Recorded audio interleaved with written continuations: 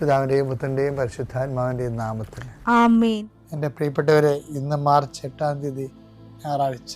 അമ്മേ പരിശുദ്ധ അമ്മേ, അമ്മേ പരിശുദ്ധമേ, ദൈവമാതാവേ, കൃപാസനത്തിലൂടെ ഞങ്ങൾക്കും ഞങ്ങളുടെ ദേശത്തിനും അമ്മ മധ്യസ്ഥം തേടി തന്ന എല്ലാ അനുഗ്രഹങ്ങൾക്കും കൃപകൾക്കും ഞങ്ങളിപ്പോൾ ഹൃദയം നിറഞ്ഞ നന്ദി പറയുന്നു. അമ്മേ പരിശുദ്ധമേ, ദൈവമാതാവേ, 2004 ഡിസംബർ 7 ഉച്ചകഴിഞ്ഞ് 2:30 കൃപാസനത്തിൽ സംഭവിച്ച അമ്മയുടെ പ്രത്യക്ഷപ്പെടലിനെ തിരുസഭയ്ക്ക് സമർപ്പിച്ചിരിക്കുന്ന പഠനരേഖകളുടെ മേൽ സഭാത്മകമായ പഠനം ആരംഭിക്കുവാൻ ഞങ്ങൾ പ്രാർത്ഥിക്കുന്നു. അമ്മേ പരിശുദ്ധമേ, ഭൂസ്വർലോകങ്ങളുടെ രാജ്ഞിയായ അങ്ങേയ്ക്ക് ഭൗമസംരക്ഷണത്തിനായി പ്രപഞ്ചപ്രകൃതിയെ തന്നെ തിരുസഭ പ്രതിഷ്ഠിക്കുവാൻ ഈ പ്രത്യക്ഷീകരണം വഴി ഇടയാക്കണമേ. പരിശുദ്ധമേ, ജപമാല മാതാവേ, സകല കൃപാസനം പ്രാർത്ഥനയോടും ചേർത്ത് ഞങ്ങളിപ്പോൾ പ്രാർത്ഥിക്കുന്ന ഈ കുടുംബത്തിന്റെ പ്രത്യേക നിയോഗം പറ മക്കളെ.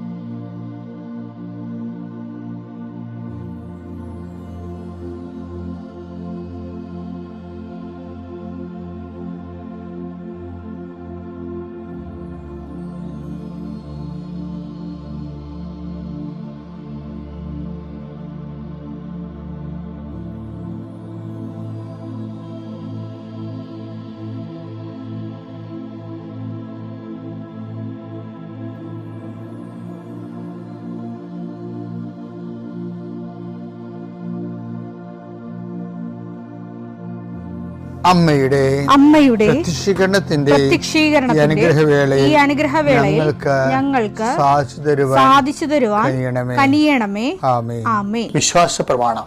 സർവശക്തനായ പിതാവും ആകാശത്തിന്റെയും ഭൂമിയുടെയും സൃഷ്ടാവുമായ ദൈവത്തിൽ ഞാൻ വിശ്വസിക്കുന്നു. അവിടുത്തെ ഏകപുത്രനും ഞങ്ങളുടെ കർത്താവുമായ ഈശോ മിശിഹായിലും ഞാൻ വിശ്വസിക്കുന്നു.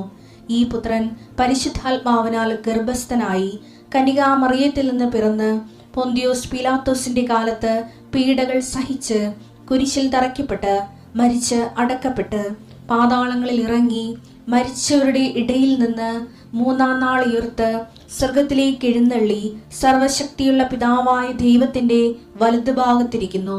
അവിടെ നിന്ന് ജീവിക്കുന്നവരെയും മരിച്ചവരെയും വിധിക്കുവാൻ വരുമെന്നും ഞാൻ വിശ്വസിക്കുന്നു. പരിശുദ്ധാത്മാവിലും ഞാൻ വിശ്വസിക്കുന്നു. വിശുദ്ധ കത്തോലിക്കാ സഭയിലും പുണ്യവാന്മാരുടെ ഐക്യത്തിലും പാപങ്ങളുടെ മോചനത്തിലും ശരീരത്തിന്റെ ഉയർപ്പിലും നിത്യമായ ജീവിതത്തിലും ഞാൻ വിശ്വസിക്കുന്നു. ആമേൻ. സുഖസ്ഥനായ ഞങ്ങളുടെ പിതാവേ, അങ്ങയുടെ നാമം പൂജിതമാകണമേ. അങ്ങയുടെ രാജ്യം വരണമേ. അങ്ങയുടെ തിരുമനസ് സ്വർഗത്തിലെ പോലെ ഭൂമിയിലും ആകണമേ. അന്നു വേണ്ടുന്ന ആഹാരം ഇന്ന് ഞങ്ങൾക്ക് തരണമേ. ഞങ്ങളോട് തെറ്റ് ചെയ്യുന്നവരോട് ഞങ്ങൾ ക്ഷമിക്കുന്നത് പോലെ ഞങ്ങളുടെ തെറ്റുകൾ ഞങ്ങളോടും ക്ഷമിക്കണമേ. ഞങ്ങളെ പ്രലോഭനത്തിൽ ഉൾപ്പെടുത്തരുതേ, തിന്മയിൽ ഞങ്ങൾ രക്ഷിക്കണമേ. ആമേൻ. നന്മ നിറഞ്ഞ മറിയമേ, സ്വസ്തി. കർത്താവ് അങ്ങയുടെ കൂടെ സ്ത്രീകളിൽ അങ്ങ് അനുഗ്രഹിക്കപ്പെട്ടവളാകുന്നു. അങ്ങയുടെ ഉദരത്തിൻ ഫലമായി ഈശോ അനുഗ്രഹിക്കപ്പെട്ടവനാകുന്നു. പരിശുദ്ധ മറിയമേ, തമ്പുരാന്റെ അമ്മേ, പാപികളായ ഞങ്ങൾക്ക് വേണ്ടി ഇപ്പോഴും ഞങ്ങളുടെ മരണസമയത്തും തമ്പുരാനോട് അപേക്ഷിക്കണമേ. ആമേൻ. എൻ്റെ കർത്താവിൻ്റെ ഉന്നതമായ നാമത്തിൽ സഭയുടെ അധികാരത്തിൽ കുരിശിൻ്റെ അടയാളത്തിൽ ദൈവത്തിൻ്റെ ശക്തിയാൽ 39-40 വർഷം ഞാൻ അർപ്പിച്ച കൃപാനയുടെ യോഗ്യതയാൽ കൃപാസ്ഥാനത്താറെ ജീവനോടെ പ്രത്യക്ഷപ്പെട്ട പരിശുദ്ധ അമ്മയുടെ മാധ്യസ്ഥത്തിലെ ഞാൻ ഓരോ കുടുംബത്തെ ആശീർവദിച്ച് പ്രാർത്ഥിക്കുന്നു. കർത്താവേ, വലിയ യാത്ര പോകുന്നവരെ ആശീർവദിക്കുന്ന ഈശോയെ, അവർ കയറുന്ന വിമാനം, ഇപ്പം നടക്കുന്ന യുദ്ധങ്ങൾ എത്രയും വേഗം അവസാനിച്ച് ലോകം സമാധാനപൂർണ്ണമാക്കണം. കർത്താവ്, യുദ്ധം ചെയ്യുന്നവരറിയുന്നില്ല.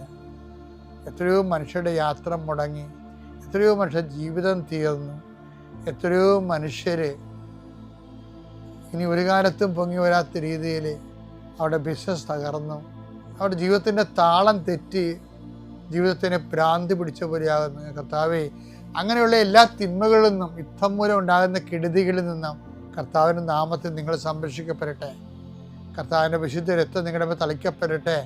ഉച്ചമുതൽ ഉള്ളംകാലം വരെ കർത്താവിൻ്റെ വിശുദ്ധ രക്തം തളിക്കപ്പെടട്ടെ. രോഗങ്ങൾ, പീഡകൾ, സങ്കടങ്ങൾ, ഒറ്റപ്പെടുത്തലുകൾ, വൈവാഹിക തടസ്സങ്ങൾ, വൈവാഹിക കേസുകൾ എത്രയും വേഗം എല്ലാം തീർന്ന് നിങ്ങളുടെ ജീവിതം സമാധാനത്തിൻ്റെ തുറമുഖത്തേക്ക് എത്തട്ടെ എന്ന് പ്രാർത്ഥിക്കുന്നു. നിങ്ങൾ കാത്തിരിക്കുന്ന ഉത്കണ്ഠകൾ, നിങ്ങളെ തേടിയെത്തുന്ന എല്ലാവിധ വിഷമതകളും കർത്താവ് ഏറ്റെടുക്കട്ടെ എന്ന് പ്രാർത്ഥിക്കുന്നു. ഗർഭിണികളെ ആശ്രയിച്ച് പ്രാർത്ഥിക്കുന്നു. പിരിഞ്ഞു നിൽക്കുന്ന മാതാപിതാക്കന്മാരെ, ഭാര്യാഭർത്താക്കന്മാരെ സമർപ്പിച്ച് പ്രാർത്ഥിക്കുന്നു. കുഞ്ഞുങ്ങളില്ലാത്ത സമയത്ത് പ്രാർത്ഥിക്കുന്നു. വീട്, ജോലി, വിവാഹം, വെള്ളം, വെളിച്ചം, വഴി ഇതൊന്നുമില്ലാതെ വേദനിച്ച് കഴിയുന്നവരെ, ആശുപത്രി പോലും കൊണ്ടുപോകാൻ പറ്റാത്തത് അക്കിടിലായപ്പോരുണ്ട്. റോഡില്ലാത്ത സ്ഥലങ്ങളിൽ പെട്ടുപോരുണ്ട്. വാഹനം എത്തുവരാത്ത സ്ഥലങ്ങളിൽ പെട്ടുപോരുണ്ട്. അത് വിട്ടുമാറാൻ ആഗ്രഹിക്കുന്നവരുണ്ട്. കർത്താവേ, എല്ലാം നിന്നെ ഏൽപ്പിക്കുന്നു. എന്തെല്ലാം മക്കൾ എന്തെല്ലാം തരത്തിൽ, ഏതെല്ലാം മക്കൾ എന്തെല്ലാം തരത്തിൽ എന്തെല്ലാം വിഷമങ്ങൾ അനുഭവിക്കുന്നു, അതെല്ലാം ഈ പ്രഭാതത്തിൽ യേശു ഏറ്റെടുക്കുകയും കർത്താവ് നിന്നെ അനുഗ്രഹിക്കുകയും നിൻ്റെ വഴികളിൽ കർത്താവ് നിന്നെ ആശ്വസിപ്പിക്കുകയും സൗഖ്യപ്പെടുത്തുകയും ചെയ്യട്ടെ. നിത്യം പിതാപുത്രനും പരിശുദ്ധാത്മാവിനെ നീക്കുകയാണ്. 1 യോഹന്നാൻ 5:4. എന്തെന്നാൽ ദൈവത്തിൽ നിന്ന് ജനിച്ച ഏവനും ലോകത്തെ കീഴടക്കുന്നു. ലോകത്തിന്മേലുള്ള വിജയം ഇതാണ് നമ്മുടെ വിശ്വാസം. ഞാൻ എപ്പോഴും നിങ്ങളെ നിർബന്ധിച്ച് പഠിപ്പിക്കുന്ന ഒരു സാധനമാണിത്. വിശ്വാസം എന്തിനുള്ളതാണെന്ന് പറയുന്നുണ്ട്.